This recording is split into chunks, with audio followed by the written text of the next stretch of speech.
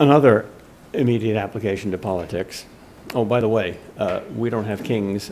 Can we still have ceremony? Yes, we can.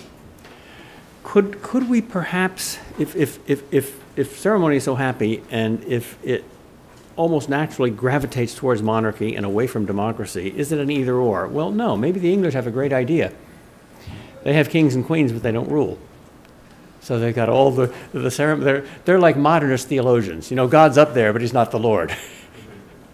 So you can still have sort of the fun of not being an atheist, but you don't have to buckle down and obey the divine commander. Now, maybe that's a good idea in politics, because England is a parliamentary democracy, and yet it's also a monarchy. They got the best of both worlds. That's pretty clever.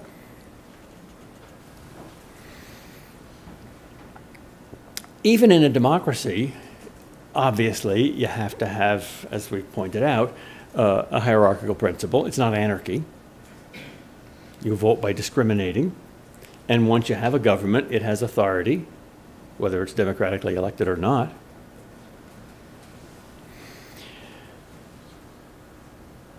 So let me make some personal suggestions for politics to end with.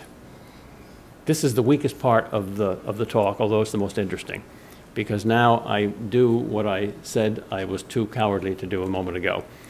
I walk into unfamiliar waters. Philosophers almost always fail spectacularly in practical politics.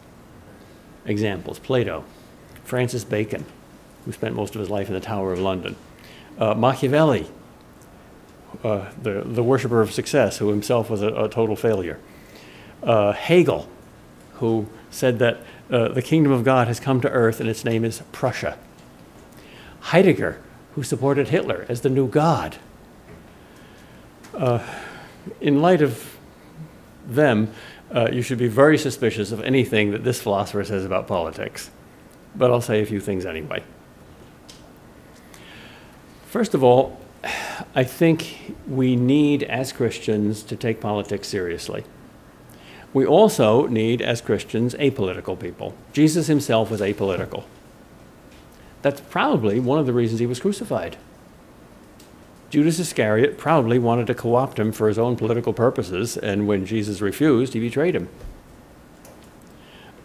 Jesus was the enemy of both the collaborationists, the Herodians, and the revolutionaries, the Zealots, just as he was the enemy of both the Sadducees and the Pharisees. Jesus was maddeningly apolitical. However, the church, his church, is not meant to be apolitical because it's meant to be the extension of his incarnation into all human endeavors. The church can't ignore politics any more than it can ignore art. Jesus was an artist, was not an artist, but the church is. So similarly, Jesus is not a politician, yet he established a church which goes out into all the world and not only preaches the gospel, but lives it in every area of human life. The gospel isn't one little area of human life. It's the salt and the light that spices up and illumines every area of human life, including politics.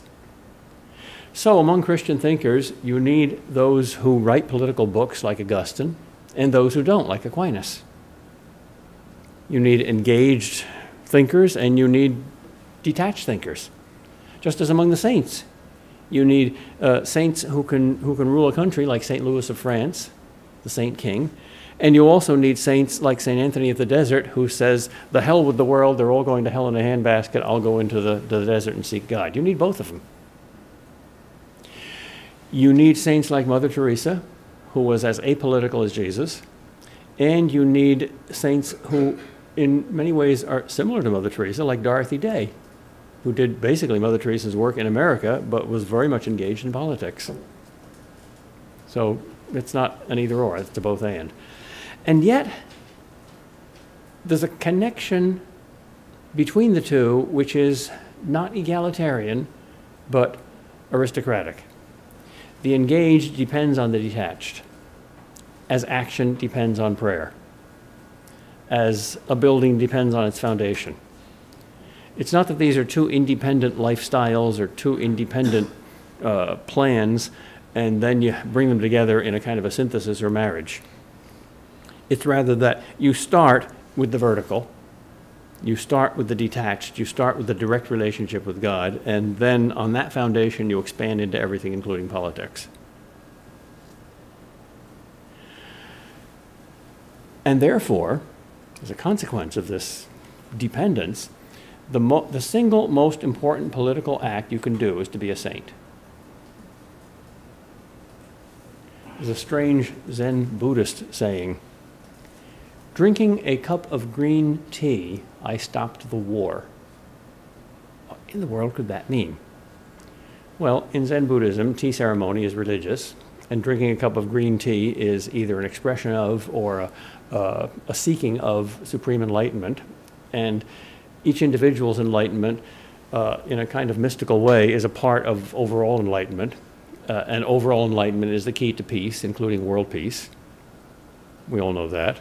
There's a line in Confucius, there is not harmony in the world until there is harmony in the state. There is not harmony in the state until there is harmony in the family. There is not harmony in the family until there is harmony in the heart.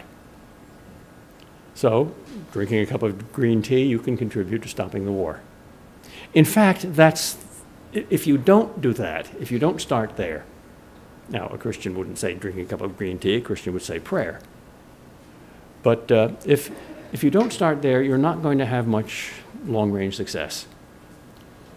If I had to choose between a beautiful cathedral without a foundation, which is going to collapse very soon, or a big ugly foundation which doesn't have a cathedral on it, I'd take the foundation, because you can build the cathedral onto the foundation much more easily than you can put a foundation under a cathedral. Well, the foundation is prayer, and the cathedral is political action. So the single most important political act that you can do is to pray.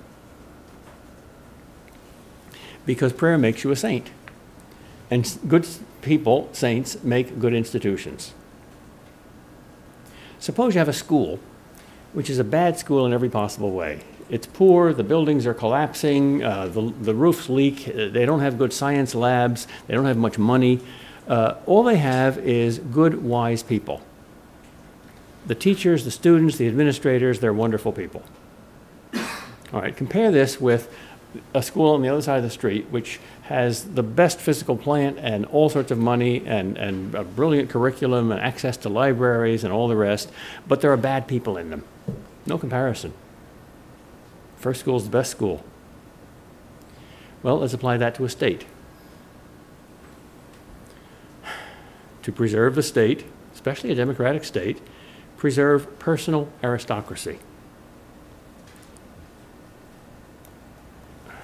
Otherwise, no matter what institutions you have, no matter what plans you have, no matter what wise laws you have, if you have bad people that administer them and obey them, you'll have a bad state. Jesus didn't have time to do everything. He had only 30 years, 33 years. So he spent most of his time, like a good farmer, at the roots. Good farmers who want apples don't worry about apples. They worry about roots and fertilizer. So he radically revolutionized the roots and left us to take care of the branches and the trees, the politics.